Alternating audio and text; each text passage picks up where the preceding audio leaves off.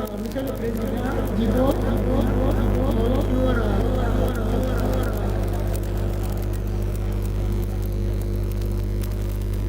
chers collègues députés, chers invités, je voudrais savoir si l'expert qui doit exposer au nom de la Chambassi, l'expert est là, on ne connaît pas son expert.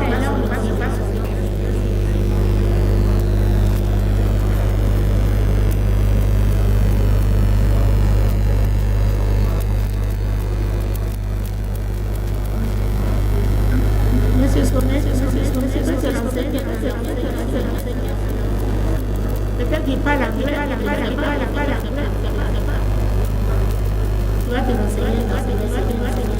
Sagna, nous allons vraiment échanger. C'est un panel ce matin. Jusqu'à 13h, nous allons échanger.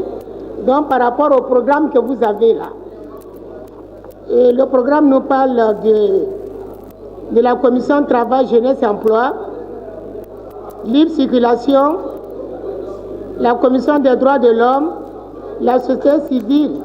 Et nous allons entendre, s'il vous plaît, vous voulez vous asseoir, s'il vous plaît, chers députés. Mais si nous-mêmes en notre là, je ne peux pas mettre de l'eau, c'est pas bon. Non, mais il y en a qui sont devant en train de causer. Et après, nous allons voir à écouter deux personnes, deux migrants qui ont été rapatriés de Libye et d'Europe. Merci. Monsieur Sagnan va se présenter et nous dire quel sera son thème. Merci.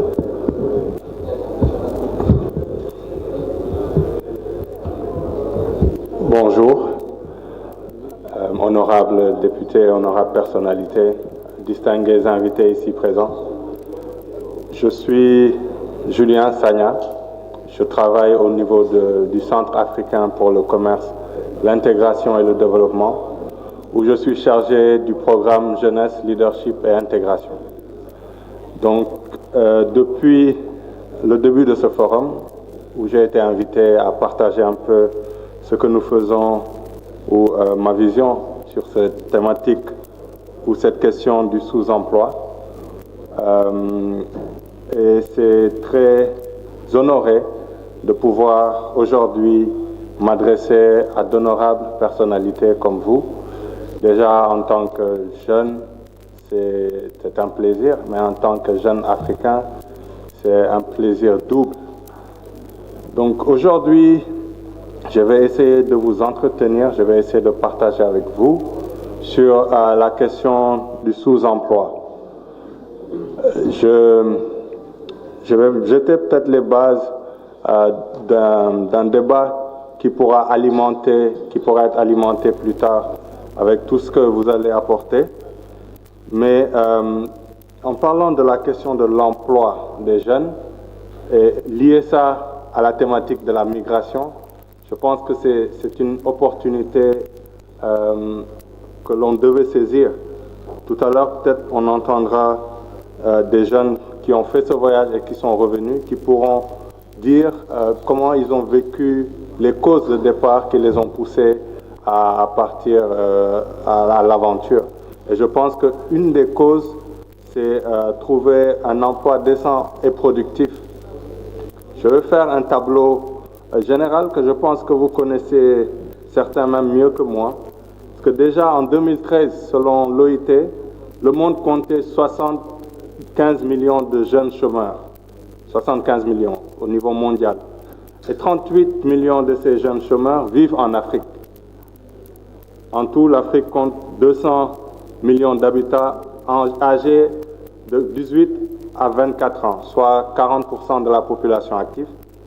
Le taux de chômage parmi cette population est le double de celui des adultes.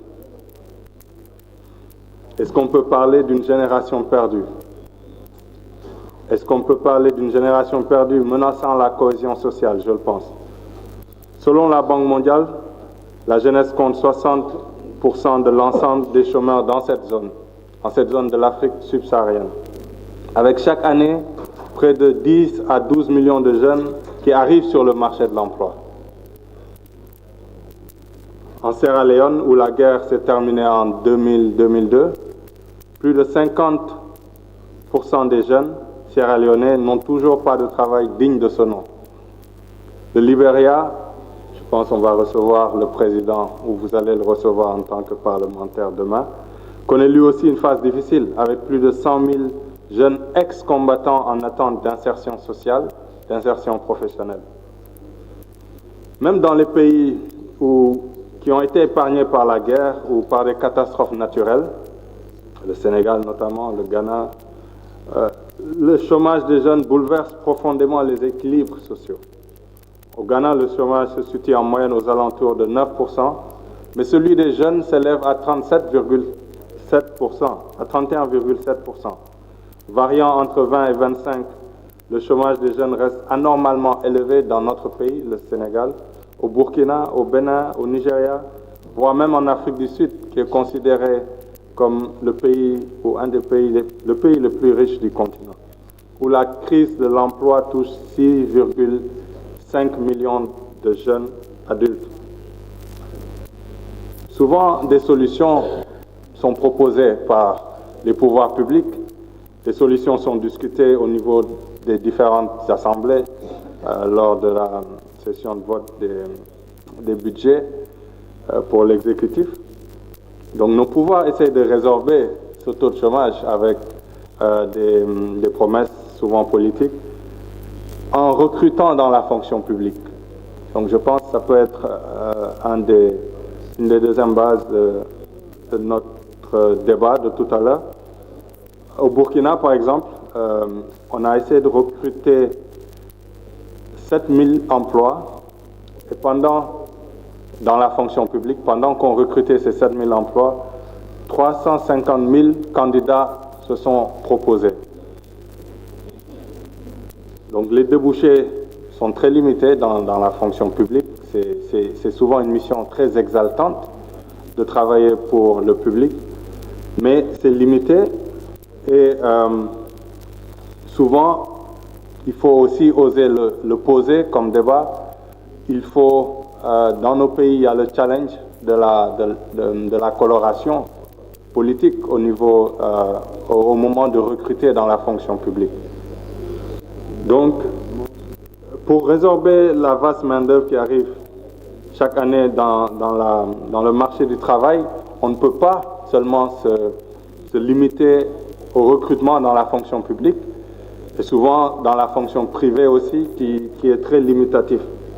Donc, cela explique la montée du chômage parmi les jeunes, notamment les jeunes diplômés, parce qu'ils sont de plus en plus nombreux.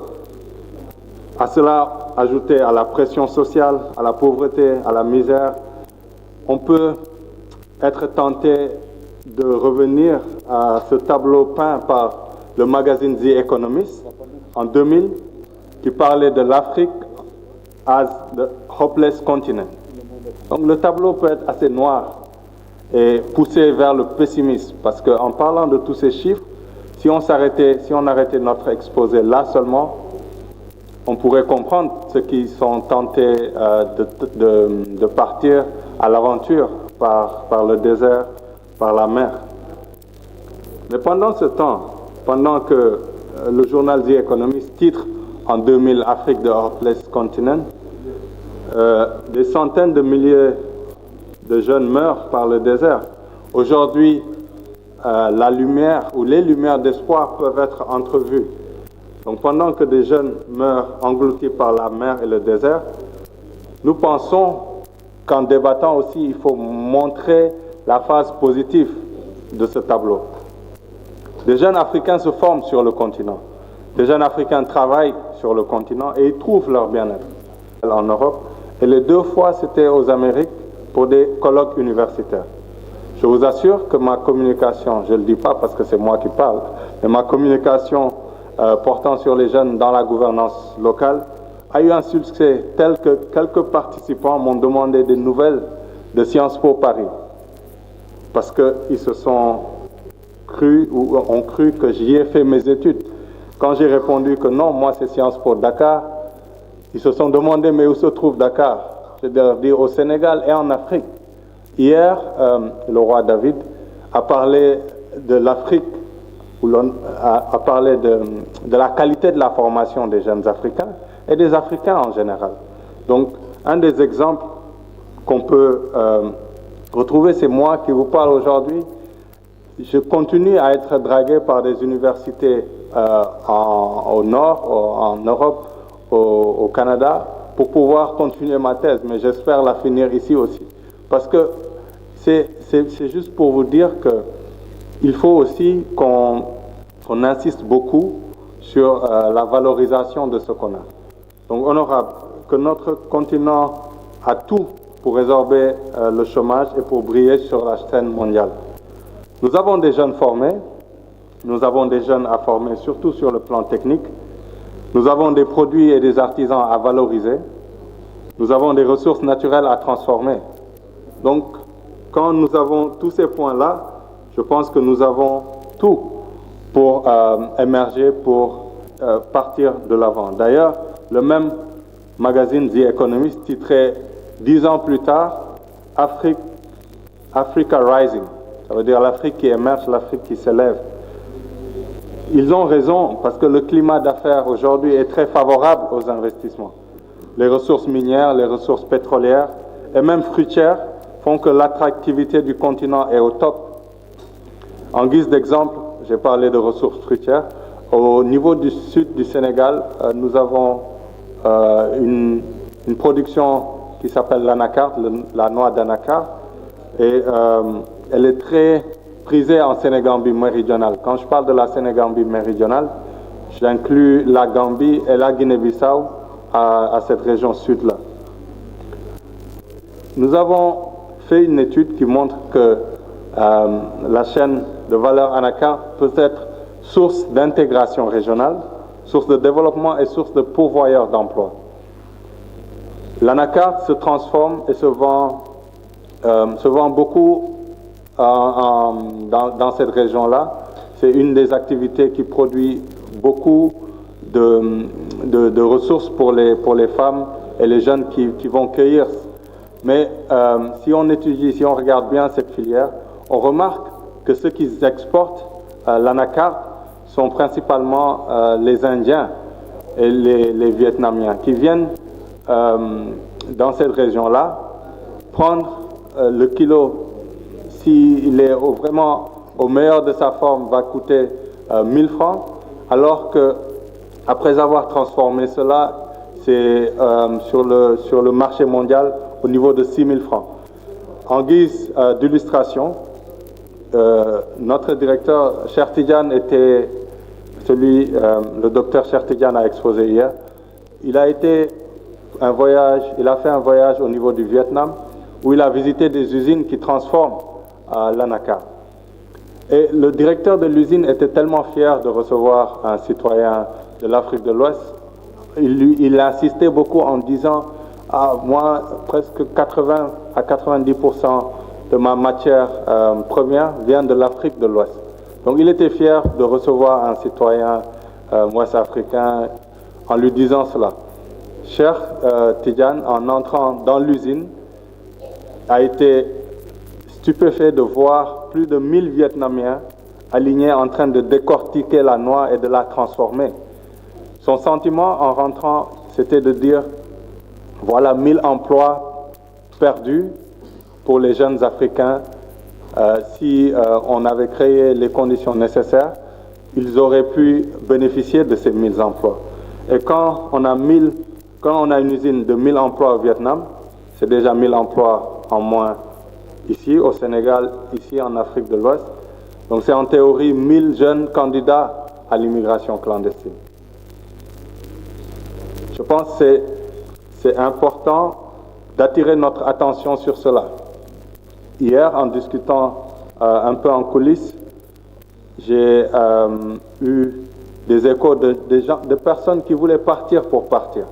C'est vrai qu'il y a ce cas de figure aussi, parce que des gens qui ont un travail décent, qui ont des revenus assez suffisants, qui travaillent ici, souvent pensent que pour l'Eldorado, il faut forcément traverser. Madame la Présidente nous parlait d'une coiffeuse en Côte d'Ivoire qui a fermé, qui marche, qui avait un commerce qui fonctionnait très bien, mais qui a préféré fermer sa boutique de coiffure pour aller tenter et malheureusement mourir en mer, dans la mer Méditerranée. J'ai un autre exemple, un ami tailleur, ici au Sénégal. On sait que les tailleurs coupent bien. D'ailleurs, aujourd'hui, ce n'est pas un défilé de mode, mais je suis habillé par les tailleurs sénégalais. A décidé de fermer son atelier de tailleur pour tenter l'aventure. Aujourd'hui, il se retrouve en Argentine, c'est même pas en Europe, de manière clandestine. Et il a vraiment des difficultés pour vivre décemment, alors qu'il gagnait très bien sa vie.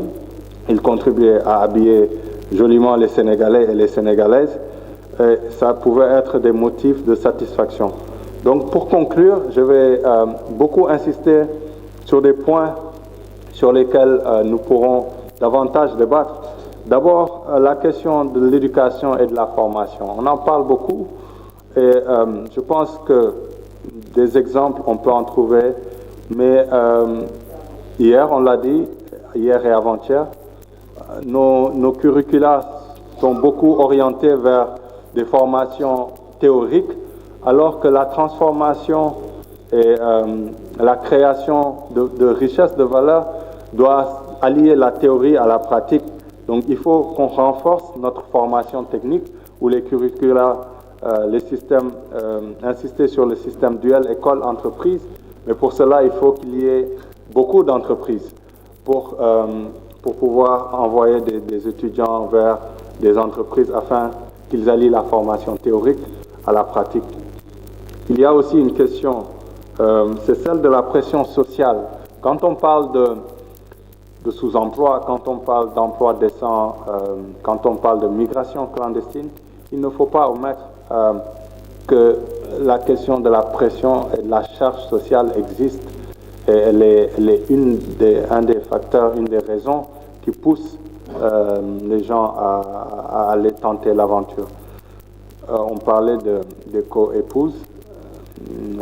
Souvent, une maman voyant que le fils de sa co-épouse est en Europe, pousse son enfant et est prêt à sacrifier tout ce qu'elle a pour que lui aussi il tente l'aventure. Je pense, en parlant, en terminant aujourd'hui nos forums et nos colloques, il faut aussi insister dans les recommandations sur le travail psychosociologique à faire à notre niveau pour valoriser ceux qui réussissent ici, pour pousser les familles à accompagner ceux qui restent, afin de pouvoir montrer aussi ce tableau positif, ce tableau optimiste de l'Afrique.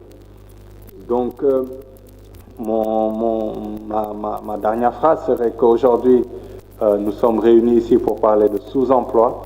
Je l'ai dit, nous avons beaucoup de ressources minières, pétrolières, avec l'exemple de l'Anaka.